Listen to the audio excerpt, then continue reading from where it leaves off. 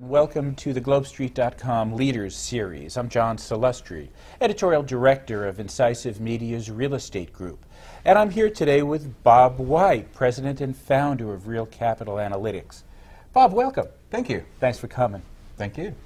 Was reading in the February Global Capital Trends that you produced. An interesting quote.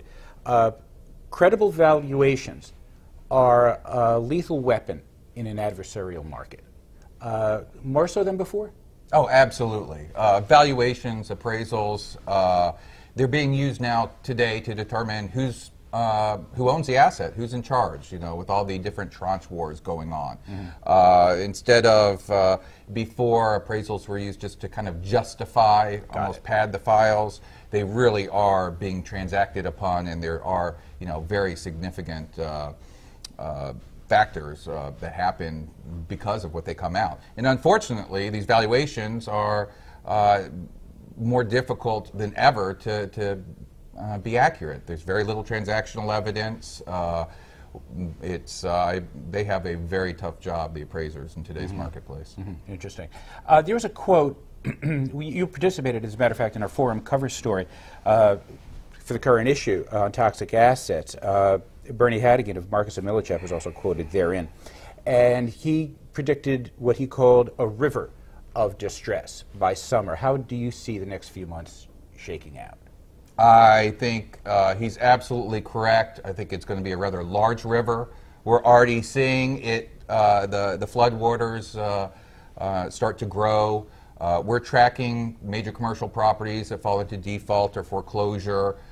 In January alone, that total grew by nearly $8 billion, and February is going to be just as large. We're pushing close to $50 billion of distressed assets that we can track, which is by no means the entire universe out there. So it's already a substantial amount, and it is flowing through very rapidly. Talk about distressed debt specifically, beyond the CMBS market.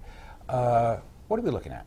And where will we be as that river of distress comes, to full flow? Like what types of properties and where is it? It's literally everywhere. There, certainly concentrations in the, usual markets: Miami, Vegas, Phoenix. What's more alarming in one of our recent reports was how much of it is in tertiary markets all over in virtually every region. Seems to have more of their fair share of distress than others. Mm-hmm. We're looking at, particularly outside of the CMBS space, it's a lot of bad land loans, right. Partially developed, i.e. incomplete developments, whether it's office or retail or condos, a number of failed condo developments.